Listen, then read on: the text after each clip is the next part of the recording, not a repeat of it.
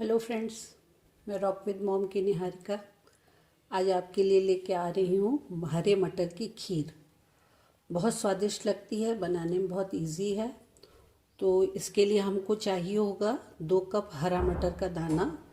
ये आप चाहें तो पैकेट वाली भी ले सकती हैं, या तो सवा अगर ताज़ी मिल जाती है तो और अच्छा है। उसके अलावा हम लोग को आधा छोटा चम्मच देसी घी चाहिए, आधा कप चीनी चाहिए या आपको जैसा मीठा पसंद हो, कम या ज़्यादा वो, और आधा चम्मच से भी कम पिसी हुई छोटी इलायची। साथ में चाहिए हमको आधा लीटर दूध, जो कि मैंने पहले से गर्म करने के लिए रख दिया है ताकि वो गाढ़ा हो जाए। गाढ़ा होने में ही मेन टाइम लगता है खीर में। इसके अलावा मनपसंद सूखे मेवे जो भी आपको पसंद हो, काजू, किशमिश, बादाम, पिस्ता, चिरौंजी, जो भी आपकी इच्छा हो वो आप डाल सकते हैं।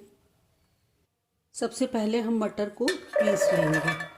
तो बहुत महीन नहीं पीसना है हम लोग को, थोड़ा सा मोटा मोटा ही रहेगा। ये मटर हमने पीस ली है। बीच बीच में आपको आधे दाने भी दिख रहे होंगे, तो ऐसे ही मटर हम लोग को चाहिए। एक सॉस पैन चढ़ा लेते हैं। सॉस पैन में आधा छोटा चम्मच देसी घी डालिए।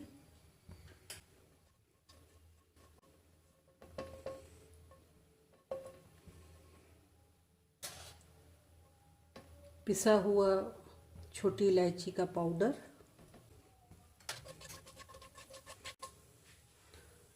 और अब इसमें पिसी हुई मटर डाल देंगे।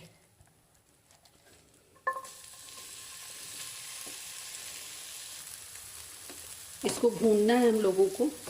ध्यान दीजिएगा कि रंग ना बदलने पाए बहुत, और हल्की आंच पे भूनेंगे ताकि भूरा भी नहीं होगा, और साथ में मटर की जो महक होती है एक तरह की, वो नहीं रहेगी। मैं जब भी खीर बनाती हूँ मुझे याद आता है कि मैंने जब गृहस्थी शुरू की थी अपनी शादी के बाद इंडिपेंडेंटली, तो क्योंकि इंडिपेंडेंटली मतलब ये कि माँ के साथ रहिए तो वो अपनी मर्ज़ी के मालिक होते हैं ना।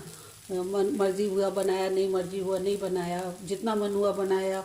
और माँ लगातार देख रही है कि हाँ कैसे बना रही हूँ, मैं क्या कर रही हूँ। उसमें वो माँ कब सिखा देती है पता भी नहीं चलता ना। तो जब मैंने खुद गृहस्थी शुरू की, बार बार बड़ा कन्फ्यूजन होता था, कभी ये चीज़ बन सकती है कि नहीं, वो बनती है कि नहीं। तो मैंने कभी पूछा माँ से कि माँ, किसी पर्टिकुलर चीज़ के लिए पूछा था। देखिए पर्टिकुलर चीज़ वो भूल गई है, लेकिन जो मेन बात थी वो मुझे याद हो गई, और मैंने उसको अपने गृहस्थी में अपनी किचन में खूब फॉलो किया है। तो किसी चीज़ के लिए मैंने उनसे पूछा कि माँ उसकी खीर बन सकती है क्या, वो तो बहुत महकेगा, तो खीर में तो अपनी एक खीर की सुगंध होनी चाहिए। तो माँ ने कहा कि खाना बनाते समय कभी भी ये मत सोचा करो, न मुझसे पूछा करो कि ये बन सकता है कि नहीं बन सकता, ये बनता है कि नहीं बनता, जो तुम बनाओगी वो बनता है। तो मैंने इस चीज़ को इतनी गांठ बांधी कि फिर मैंने प्याज की भी खीर बनाई, मैंने आंवले की खीर बनाई जो कि आंवला दूध में डालते ही फट जाएगा। मैंने संतरे का खूब प्रयोग किया है दूध के साथ। तो एक ये चीज़ समझ में आई कि हाँ, किसी भी चीज़ का प्रयोग हम लोग खाना बनाते समय कर सकते हैं। बस सवाल ये है कि समझना पड़ेगा हर चीज़ के टेक्सचर को, और दूसरी जो भी चीज़ें उसमें मिला रहे हैं उसके साथ उसका क्या रिएक्शन होने वाला है, वो समझना बहुत ज़रूरी है। तो मटर की खीर भी वैसे सोचिए तो लगता है अब तो हालांकि बनने लगी, पहले बिल्कुल नहीं बनती थी मटर की खीर। मुझे लगता है मेरी माँ जैसे ही 2-4 लोग रहे होंगे जिन्होंने सोचा होगा कि नहीं नहीं इसकी भी खीर बनाएं और बहुत मज़ेदार लगेगी। तो ये मेरी मम्मी भी बनाती थी, और फिर मैं भी बनाती रहती हूँ बराबर ही। जब ठंड के मौसम में फ्रेश मटर मिलती है तो बस मन कर जाता है कि बना लिया जाए।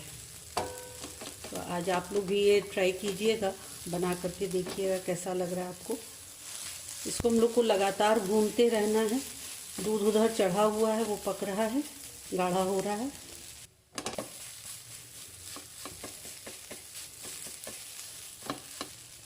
मटर की खीर बनाते समय मटर को अच्छे से भूनना बहुत ज़रूरी है, क्योंकि वो मटर की महक वैसे अच्छी लगती है पर खीर में वो बहुत अच्छी नहीं लगती। अगर आप प्रॉपरली नहीं भूनेंगे उसको तो महक अगर आएगी मटर की तो थोड़ा डिफरेंट लगती है, अच्छा नहीं लग सकता है। तो उसको धीमी आंच पे ही खूब चलाते हुए भूनेंगे।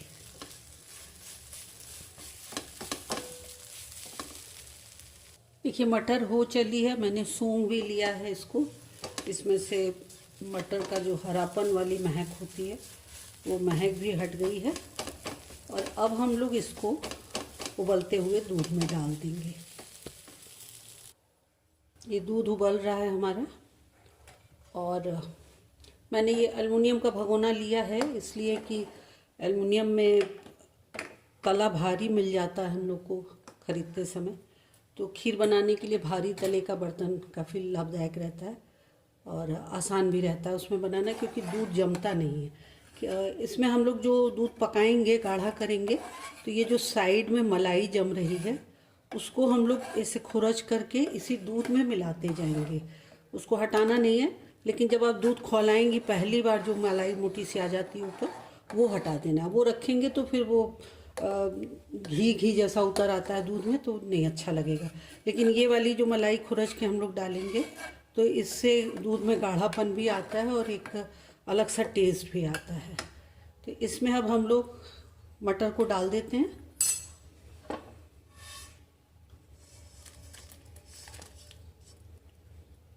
और इसको काफ़ी गाढ़ा होने तक पकने देंगे। करीब मुझे लगता है 15-20 मिनट तो ज़रूर लग जाएगा। और बीच बीच में चलाते रहिएगा, ऐसे नीचे से भी खुरच के चलाते रहना है ताकि नीचे से जमने ना पाए। दूध जम जाएगा तो फिर वो जलेगा, और जलेगा तो खीर का स्वाद बहुत ही बुरा हो जाएगा। तो इसलिए ध्यान रखिए, ये बीच बीच में चलाते रहिए। और साइड में जो भी मलाई मटर लग रही है उसको सब निकाल के खीर में मिला देना है, दूध में मिलाते रहना है। ये कलछुल डाल के मैं छोड़ दे रही हूँ, तो उससे दूध उफनने का डर नहीं रहता है। काफ़ी हो चली है, और अभी जब ठंडी होगी तो और भी जमेगी। बनारस में खीर पीने का भी बड़ा चलन है, लोग कुल्हड़ में या ग्लास में लेके पी लेते हैं। तो अगर वो पीने वाली बनानी है तब तो बिल्कुल तैयार हो गई, लेकिन हम लोग अभी इसको और गाढ़ी कर रहे हैं। देखिए खीर हो चुकी है, तो कुछ आपको पटपट सुनाई दे रहा होगा बगल में। खीर बनाते समय ना कुछ और भी काम कर लेना चाहिए। तो मैंने तहरी बनाने के लिए तैयारी कर ली है, आलू हो और गोभी वगैरह फ्राई कर लिया है। अब बस मुझको चावल चढ़ाना रहेगा। तो जब तक खीर ठंडी होगी तब तक में मेरा लंच भी तैयार हो जाएगा। तो ये देखिए ये गाढ़ी हो गई अच्छी खासी। अब हम लोग इसमें आधे कप के करीब चीनी डालेंगे। चीनी आप अपनी रुचि के अनुसार डालिए, और इसको सिर्फ चीनी गलने तक हम लोग को पकाना है। साथ में डाल देंगे ये सारे मेवे।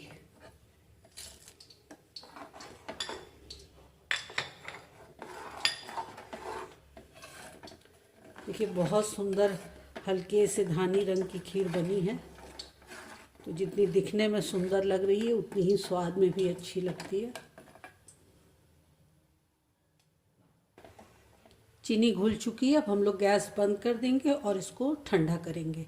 तो अगर आपको गर्म पसंद है तो आप गर्म तुरंत ही खा सकते हैं। अगर ठंडा पसंद है तो फ्रिज में रख दीजिए या बाहर ही रख के ठंडा कर लीजिए और फिर परस दीजिए। ये मैंने कटोरी में निकाल दिया है।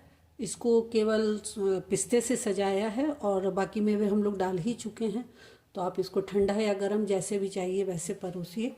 और जैसा कि मैंने कहा, इसके लिए मैं टिप्स दे रही हूँ आपको कि खीर जब भी बनाइए तो साथ में कुछ और भी बनाते रहिए और खीर पे ध्यान रखिए कि जलने ना पाए। तो इसको आप खिलाइए अपने दोस्तों, मित्रों और रिश्तेदारों को, और मुझे उनका रिएक्शन, अपना रिएक्शन बताइएगा। लाइक कीजिए, शेयर कीजिए, सब्सक्राइब कीजिए। Thank you.